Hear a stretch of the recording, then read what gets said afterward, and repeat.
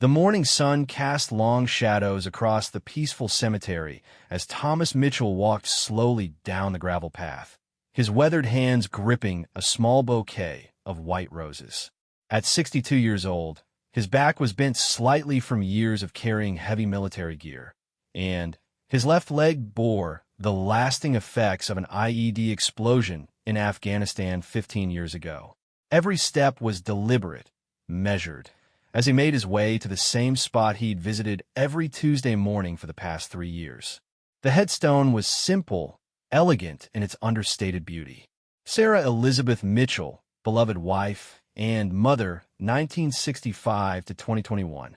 Thomas knelt carefully beside the grave, his joints protesting the movement, and placed the fresh roses next to the faded ones from his last visit. He cleared away the dead flowers with gentle hands, the same hands that had once held his rifle steady in combat zones, now tender with grief and love. "Good morning, sweetheart," he whispered, his voice barely audible above the morning breeze rustling through the oak trees. "The garden's coming along nicely. You be proud of those tomatoes you planted. They're finally starting to turn red." Thomas had served 3 tours of duty as a Marine, earning multiple commendations, including a Purple Heart and Bronze Star for his service. But none of those medals meant as much to him as the simple gold wedding band on his finger, now worn thin after 41 years of marriage. Sarah had been his anchor, his reason for coming home, his everything. When cancer took her 3 years ago, it felt like losing half of himself. The cemetery was his sanctuary now, the one place where he felt close to her again. He would sit for hours, telling her about his day, sharing memories, asking for her guidance when the loneliness became too heavy to bear. Their daughter lived across the country with her own family, and while they talked regularly, Thomas often felt like he was drifting through life without purpose. As he knelt there arranging the flowers, Thomas heard the crunch of gravel behind him. He glanced over his shoulder to see a police cruiser pulling up near the cemetery entrance. 2 officers stepped out, their faces serious as they surveyed the area. Thomas felt a flutter of concern but turned back to Sarah's grave. He wasn't doing anything wrong. The cemetery was open to the public, and he had every right to be there. The officers began walking in his direction, their boots clicking against the paved pathways between the headstones. Thomas's military training kicked in automatically, his posture straightening despite the ache in his back. He'd learned long ago to be aware of his surroundings, to read body language, to assess potential threats. These officers weren't just patrolling.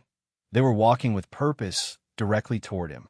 "Sir, we need to speak with you," called out the taller officer, his hand resting casually on his belt. Officer Reynolds was young, probably in his late 20s, with the confident stride of someone who'd never seen real combat. His partner, Officer Davis, was older and more cautious, his eyes scanning the area as if expecting trouble.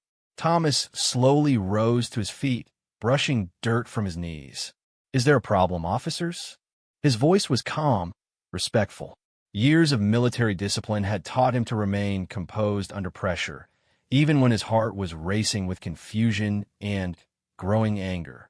"We've received several complaints about suspicious activity in this area," Officer Reynolds said, his tone formal but with an edge of suspicion. "Apparently, someone's been seen here regularly, acting strangely. Can we see some identification?" The words hit Thomas like a physical blow. Suspicious activity? Acting strangely? He was visiting his wife's grave, something he'd been doing religiously for 3 years without any issues. The cemetery staff knew him. Some of the other regular visitors had even become friendly acquaintances. What could possibly be suspicious about a man mourning his wife? "I don't understand," Thomas said carefully, reaching slowly for his wallet. "I'm just visiting my wife's grave. I come here every Tuesday morning. There's nothing suspicious about that." Officer Reynolds examined Thomas's driver's license with exaggerated thoroughness, as if he was checking for forgeries. "Thomas Mitchell," he read aloud, "says here you live about 20 minutes away. That's quite a drive just to sit in a cemetery." The dismissive tone in the officer's voice made Thomas's jaw clench. He'd faced enemy fire, watched good men die, carried wounded comrades to safety under hostile fire. He'd earned the right to mourn his wife in peace. Officer, with all due respect, I'm a veteran of the United States Marine Corps. I've served my country for over 2 decades. I'm here honoring my wife's memory, and I have every legal right to be here. Officer Davis stepped closer, his hand moving to his radio. Sir, we understand you might think you have rights here, but we've had multiple complaints. People are concerned about someone who keeps coming back to the same spot, talking to himself, leaving things behind. It makes other visitors uncomfortable. Thomas felt his chest tighten with a mixture of rage and heartbreak. Talking to himself? Leaving things behind. He was talking to his wife, and he was leaving flowers, beautiful, respectful tributes to the woman he'd loved more than life itself. How had such a simple, sacred act been twisted into something sinister? The flowers, Thomas said quietly, gesturing to the white roses at Sarah's headstone. I bring flowers for my wife. And yes, I talk to her. Many people talk to their loved ones at graves. It's called grief, officers. It's called love. But Officer Reynolds wasn't backing down. If anything, Thomas's explanation seemed to make him more suspicious. Sir, we're going to need you to come with us to answer a few questions. This behavior has been reported multiple times, and we need to investigate properly. The world seemed to tilt on its axis. Thomas stared at the officers in disbelief. They wanted to arrest him for visiting his wife's grave, for mourning, for the simple human act of love and remembrance that had sustained him through the darkest period of his life. Are you arresting me? Thomas asked, his voice steady despite the storm of emotions raging inside him. What exactly am I being charged with? We're not arresting you yet, Officer Davis said, though his tone suggested that could change quickly. But we need to clear this up. Too many complaints to ignore. You need to come with us for questioning. Thomas looked down at Sarah's headstone, at the fresh roses he'd just placed there with such care. He thought about her gentle smile, her encouraging words when he'd struggled with nightmares after his tours of duty. Sarah had always told him to stand up for what was right, to be proud of his service, to never let anyone make him feel ashamed of who he was or what he'd sacrificed for his country. I'm not going anywhere, Thomas said quietly, but with the unmistakable authority of someone who'd commanded respect in life-or-death situations. I'm not breaking any laws. I'm not disturbing anyone. I'm mourning my wife, and no one, not you, not anyone, has the right to interfere with that. The tension in the air was palpable. Officer Reynolds' face flushed red, clearly not accustomed to having his authority questioned. He reached for his handcuffs, his patience apparently exhausted. Sir, you're going to make this harder than it needs to be. Turn around and put your hands behind your back. Thomas's military training warred with his grief and rage. Every instinct told him to comply, to avoid escalating the situation. But another part of him, the part that had fought for freedom, that had bled for his country, that had earned the right to live with dignity, refused to submit to this injustice. As Officer Reynolds approached with the handcuffs, Thomas remained perfectly still, his eyes fixed on his wife's headstone. He thought about all the battles he'd fought, all the sacrifices he'd made, all the nights he'd dreamed of coming home to Sarah's arms. He'd survived war zones, hostile fire, and devastating injuries. He wouldn't let 2 small-town cops destroy the one sacred thing he had left. The morning air was filled with tension as the confrontation reached a breaking point, neither side willing to back down from what they believed was right. The metallic click of handcuffs echoed through the quiet cemetery as Officer Reynolds moved behind Thomas. The sound triggered something deep in the veteran's memory, the rattle of chains, the weight of captivity, memories from a brief period as a prisoner of war during his second deployment. Thomas's hands trembled slightly, not from fear, but from the overwhelming injustice of the moment. This is wrong, Thomas said, his voice carrying across the peaceful grounds. I serve this country. I bled for it. And this is how you treat a veteran who's just trying to honor his wife. Officer Reynolds paused for a moment, perhaps recognizing the pain in Thomas's voice, but his training and pride kept him moving forward. "Sir, please don't make this more difficult. We're just doing our job." As the cold metal touched Thomas's wrists, something unexpected happened. A car door slammed in the parking lot, then another. Heavy footsteps approached on the gravel path, moving with the distinctive cadence of military personnel. Officer Davis turned toward the sound, his hand instinctively moving toward his weapon. Walking toward them was a man in his 50s, wearing a crisp dress uniform adorned with ribbons and rank insignia. Master Sergeant Rodriguez had been driving past the cemetery on his way to the Marine Corps recruiting station when he spotted the police cars. Something about the scene, an older man kneeling at a grave while officers approached, had triggered his protective instincts. "What's the situation here, officers?" Rodriguez asked, his voice calm but commanding. Years of military leadership had taught him how to de-escalate tense situations, and he could see this one was about to go very wrong. Officer Reynolds looked up, momentarily distracted by the newcomer's authoritative presence. "Police business, sir. We have a situation under control." "I can see that," Rodriguez replied, noting the handcuffs in the officer's hands and the elderly man standing protectively over a grave. His experienced eyes quickly assessed the scene.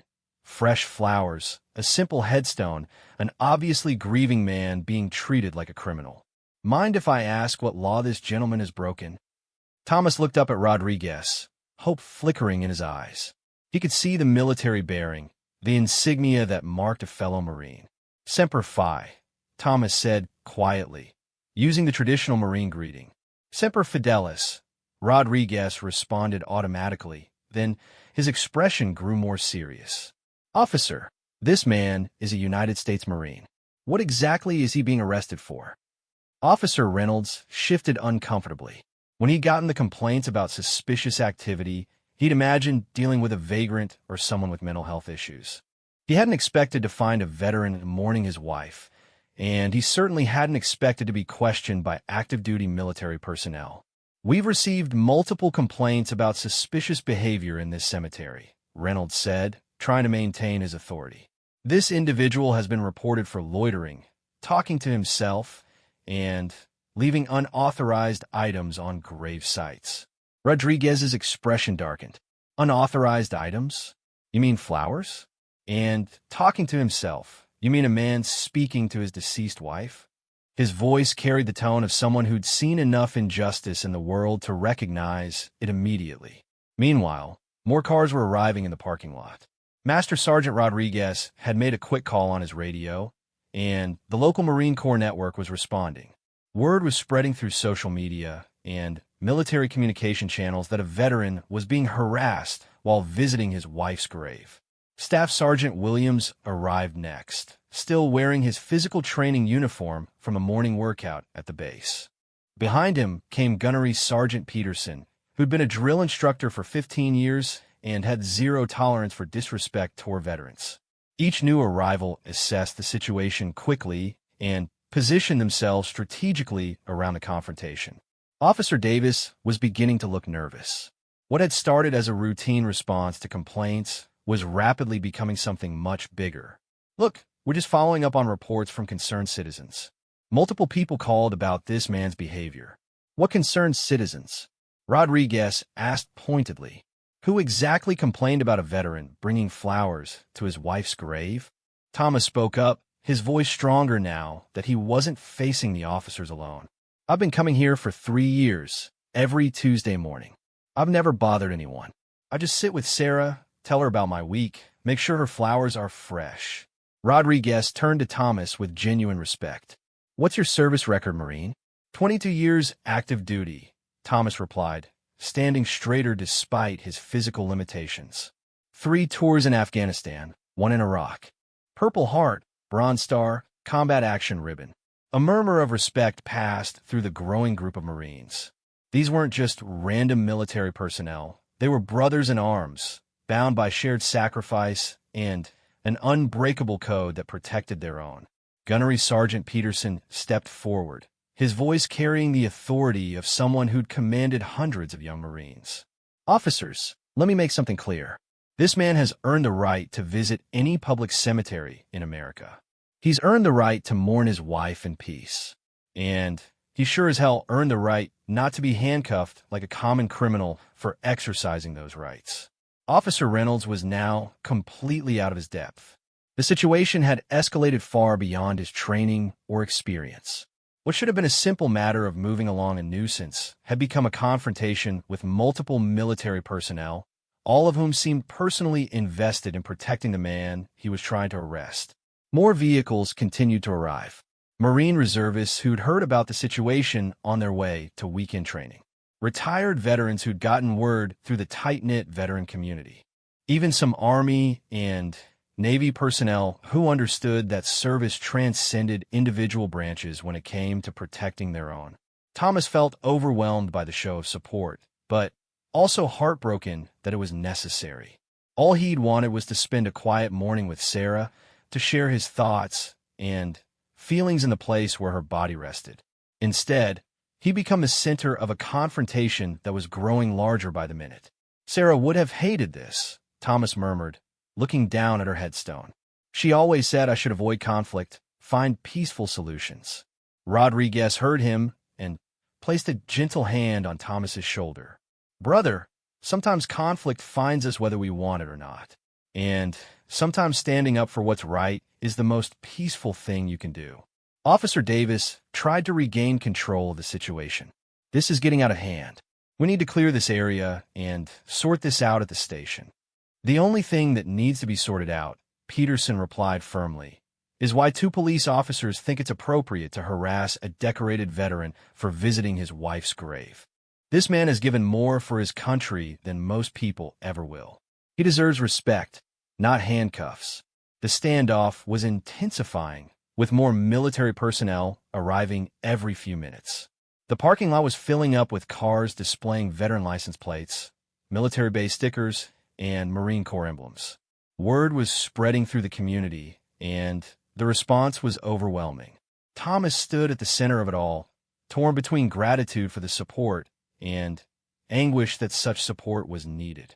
He'd served his country faithfully, paid his taxes, raised a family, and loved his wife completely. Now, in his grief, he was being treated like a threat to society for the simple act of remembering the woman who'd given his life meaning. The morning sun continued to rise, casting longer shadows across the cemetery as the confrontation reached a critical point that would determine not just Thomas's immediate fate, but the larger question of how veterans should be treated by the society they'd sworn to protect. The cemetery had transformed into something resembling a military formation. Marines, soldiers, sailors, and airmen continued to arrive, creating an impressive display of unified support that neither Officer Reynolds nor Officer Davis had ever witnessed. What had begun as a simple complaint response was now a major incident that would likely make local news. Among the new arrivals was Colonel James Harrison, retired, who commanded immediate respect from everyone present. At 71 years old, he walked with the bearing of someone who'd led men in Vietnam and understood the true cost of service. His presence shifted the entire dynamic of the confrontation. Officers, Colonel Harrison said, his voice carrying decades of command authority. I'm retired Marine Colonel James Harrison. I need to understand exactly what's happening here. Officer Reynolds, clearly overwhelmed by the escalating situation, tried to maintain his position. Sir, we received complaints about suspicious activity. We're authorized to investigate and take appropriate action. Appropriate action, Harrison repeated slowly, letting the words hang in the air. You consider handcuffing a decorated veteran at his wife's graveside to be appropriate action? Thomas watched the exchange with a mixture of amazement and sorrow. He'd never imagined that his quiet Tuesday morning ritual would lead to this kind of confrontation. All around him stood men and women who understood sacrifice, who recognized the sacred nature of honoring fallen loved ones, who wouldn't stand by and watch injustice unfold. Master Sergeant Rodriguez had been quietly coordinating with the arriving personnel, ensuring the situation remained peaceful but firm. Colonel, we've established that Mr. Mitchell is a 22-year veteran with multiple combat decorations. He's been visiting his wife's grave regularly for 3 years without incident.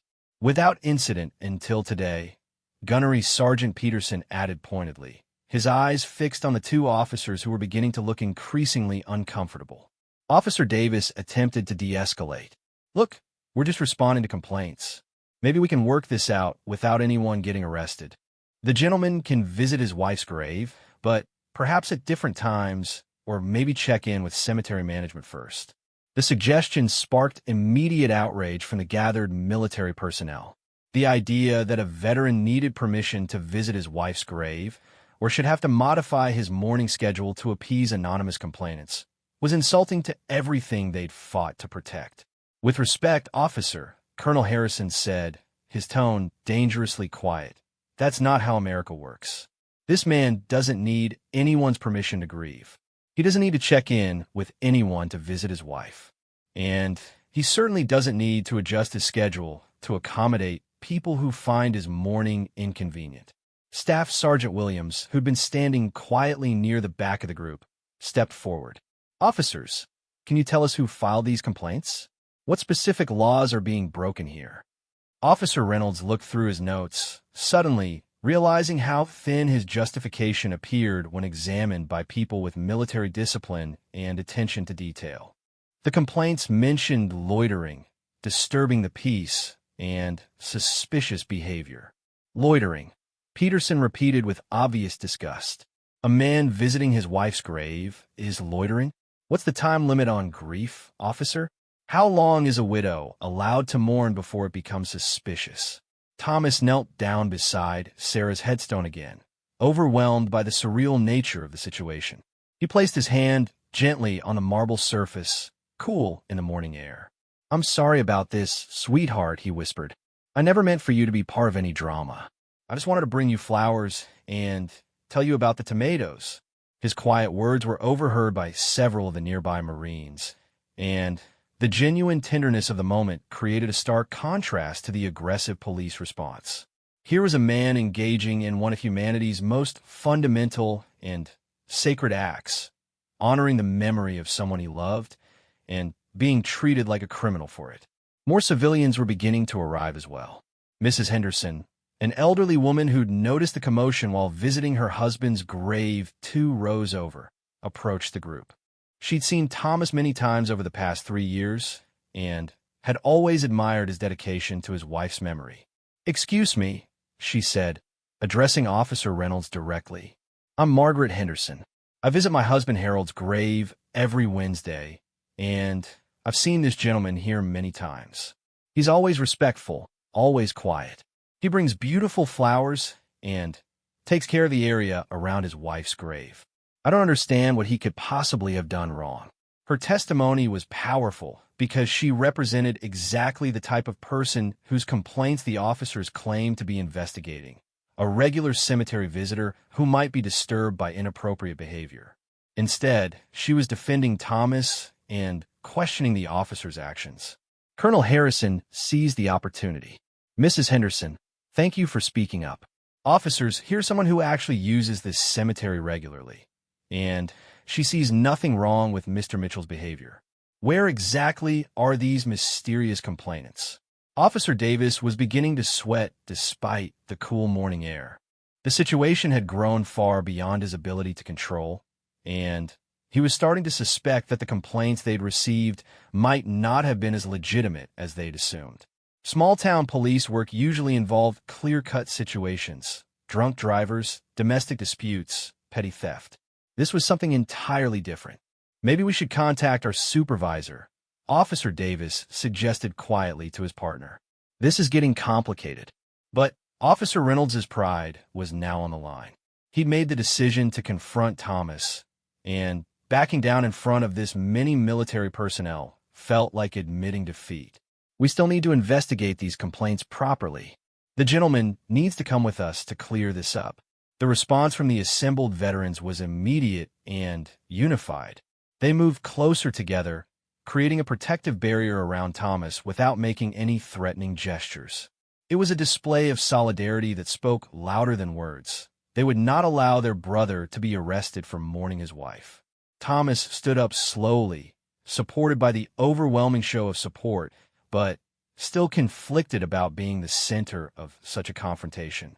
"I appreciate all of you being here," he said, his voice carrying across the cemetery. "But I don't want anyone getting in trouble because of me. Maybe I should just go with them and sort this out." "Absolutely not," Colonel Harrison said firmly. "Thomas, you've done nothing wrong. You have every right to be here, and you have every right to expect better treatment from public servants. We're not leaving you to face this alone." Master Sergeant Rodriguez had been working his phone, and he looked up with a grim smile. "Gentlemen, I've been in contact with the local veterans organization, the VFW, and the American Legion. They're sending representatives. I've also reached out to some local media contacts who are very interested in this story." The mention of media attention made both officers visibly uncomfortable. A story about police harassing a veteran at his wife's grave would not reflect well on their department, especially with video footage of dozens of military personnel gathered in support. The standoff continued to intensify as more people arrived, and the situation grew more complex. Thomas remained at the center of it all, touched by the support but heartbroken that such support was necessary. All he'd wanted was a quiet moment with Sarah, and instead he'd sparked a confrontation that was challenging fundamental assumptions about respect, service, and the rights of those who'd sacrificed for their country. The morning sun climbed higher in the sky, casting new shadows across the cemetery as the drama unfolded, with neither side willing to back down from their principles. The arrival of local news crews marked a turning point in the confrontation. Channel 7's mobile unit pulled into the cemetery parking lot, followed closely by reporters from 2 other stations. The story was spreading on social media faster than anyone could have anticipated, with hashtags like #LetHimMourn and #VeteranRights trending locally. Reporter Jessica Chun approached the scene with her camera crew, immediately recognizing the powerful visual story unfolding before her. Dozens of military personnel in various uniforms standing protectively around an elderly veteran at a graveside, while 2 police officers looked increasingly uncomfortable with their position. This is Jessica Chun reporting from Peaceful Meadows Cemetery, where an extraordinary situation is developing, she began, speaking in her microphone while the camera captured the tense scene. A decorated Marine veteran visiting his wife's grave has become the center of a standoff with police officers who attempted to arrest him for what they call suspicious behavior. The media attention immediately changed the dynamics of the situation. Officer Reynolds realized that his actions would now be scrutinized by the entire community. The simple complaint response had become a public relations nightmare for the police department. Colonel Harrison approached the reporter with military precision. "Ma'am, I'm retired Colonel James Harrison. What you're witnessing here is a fundamental violation of the rights that we swore to protect. This man served his country with honor for 22 years, earned multiple decorations for valor, and is being harassed for the simple act of visiting his deceased wife's grave." Thomas, still kneeling beside Sarah's headstone, watched the media circus with growing dismay. This wasn't what he'd wanted. Sarah had always preferred privacy, quiet dignity over public attention. The thought that their personal grief was becoming a news story made him feel like he was somehow betraying her memory. "I just want this to stop," Thomas said quietly to Master Sergeant Rodriguez, who was standing closest to him. Sarah hated drama. She'd be mortified by all this attention. Rodriguez knelt down beside him, speaking in low, respectful tones. "Brother, sometimes the fight finds you whether you want it or not. This isn't just about you anymore. It's about how our society treats veterans, how we honor service and sacrifice. Your wife would understand that." More vehicles continued to arrive. A group of motorcycle-riding veterans roared into the parking lot, their bikes adorned with American flags and Marine Corps symbols. The Rolling Thunder organization had gotten word of the situation and responded in force. Their presence added another layer of visual impact to the growing demonstration. Among the new arrivals was Congressman Robert Walsh, a Navy veteran who represented the district. He'd been alerted by his staff about the developing situation and immediately canceled his morning meetings to respond personally. His presence elevated the political stakes considerably. Officers, Congressman Walsh said, approaching with the confidence of someone accustomed to handling difficult situations. "I'm Congressman Walsh. I need to understand exactly what's happening here and why a constituent of mine is being treated this way." Officer Davis stepped forward, clearly hoping that political intervention might help resolve the situation. "Congressman, we received complaints about suspicious activity in the cemetery. We're just trying to investigate and maintain public safety." "Public safety," Walsh repeated, looking around at the peaceful scene. "Congressman, I see an elderly veteran visiting his wife's grave, surrounded by fellow service members showing support. Where exactly is the threat to public safety?" Thomas watched as his simple Tuesday morning ritual continued to spiral into something larger than he'd ever imagined. He thought about Sarah's funeral 3 years ago, how dignified and peaceful it had been despite his overwhelming grief. She would have been proud of how the military community had rallied around him, but she would have been saddened that such support was necessary. Gunnery Sergeant Peterson had been quietly coordinating with the arriving media, ensuring they understood the full context of the situation. "Reporter, you need to understand what you're seeing here. This isn't just about one man's right to visit his wife's grave. This is about how we treat the people who've sacrificed everything to protect our freedoms." The reporter interviewed several of the military personnel, gathering their perspectives on the situation. Each interview reinforced the same themes: respect for service, the sacred nature of mourning, and outrage that a veteran would be harassed for such a basic human act. Staff Sergeant Williams provided perhaps the most poignant quote: "We've all lost brothers in combat. We know what it means to honor the dead. The idea that someone would interfere with that process, especially for a veteran who's already given so much, is just unacceptable." Mrs. Henderson, the elderly woman who defended Thomas earlier, also spoke to the media. "I've been visiting my husband's grave for 8 years now. I've seen this gentleman many times, and he's always been respectful and quiet. I don't understand why anyone would complain about someone bringing flowers to their spouse's grave." As the interviews continued, a pattern emerged in the coverage. Multiple witnesses spoke in support of Thomas's character and behavior, while the officers struggled to articulate exactly what law had been broken or what specific threat he posed to public safety. Officer Reynolds attempted to clarify his position when interviewed. "We receive complaints, we investigate them. It's that simple. When multiple people report concerning behavior, we have to respond." But when pressed for details about these complaints, he became evasive.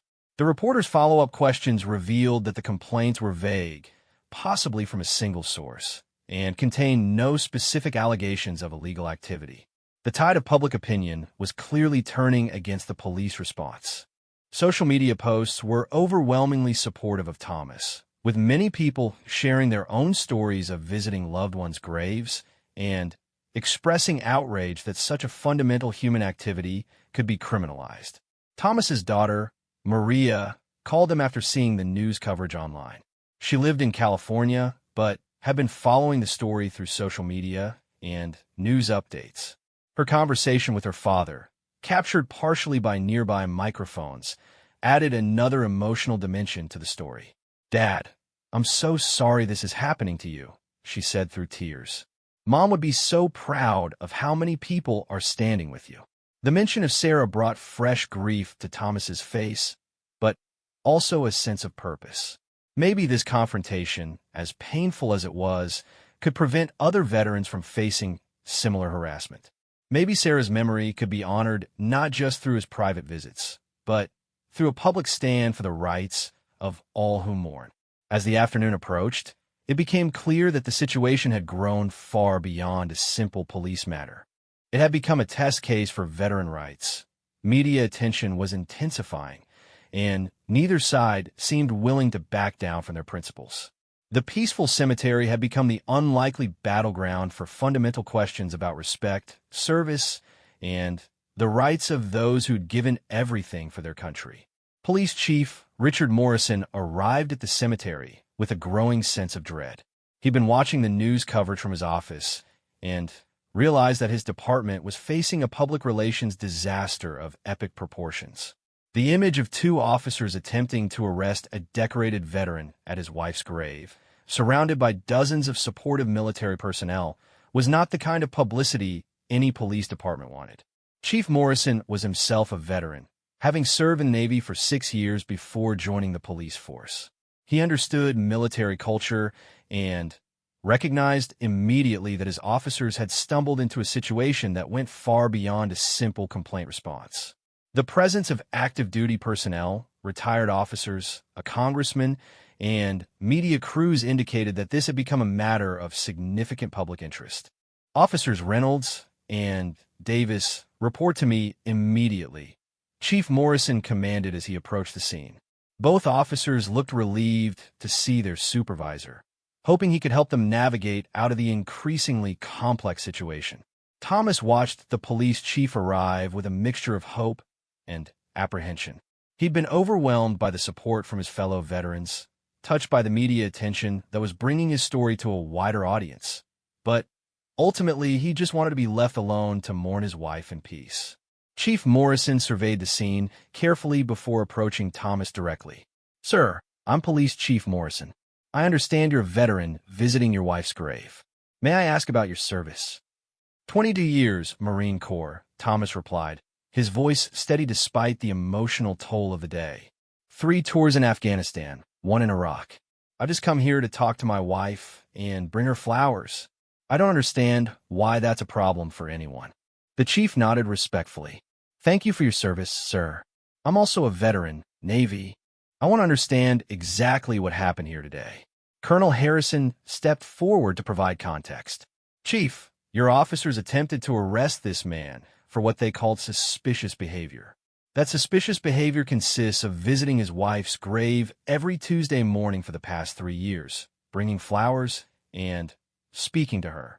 When questioned, they indicated they'd received complaints about loitering and disturbing the peace." Chief Morrison's expression grew increasingly grim as he heard the details. He called his officers aside for a private conversation, their voices too low for others to hear, but their body language indicating a serious discussion about the situation's handling.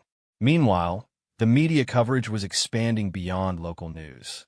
National outlets had picked up the story, and it was beginning to generate commentary from veteran advocacy groups across the country. The hashtag #LetHimMourn was trending nationally, and the story was being shared thousands of times on social media. Representative Walsh approached Chief Morrison after the police conference. "Chief, as the congressman for this district, I need to understand how we reached this point. The optics of police officers harassing a veteran for visiting his wife's grave are extremely concerning. Congressman, I'm conducting a full investigation into this matter." Chief Morrison replied carefully. "I can assure you that if mistakes were made, they will be addressed appropriately." Thomas knelt once again beside Sarah's headstone, trying to block out the chaos surrounding him and focus on the reason he'd come. "I'm sorry about all this noise, sweetheart," he whispered. "I know you prefer things quiet and peaceful, but maybe something good can come of this." Master Sergeant Rodriguez had been coordinating with the various military personnel throughout the day, ensuring their presence remained respectful and non-threatening while still making their point clear.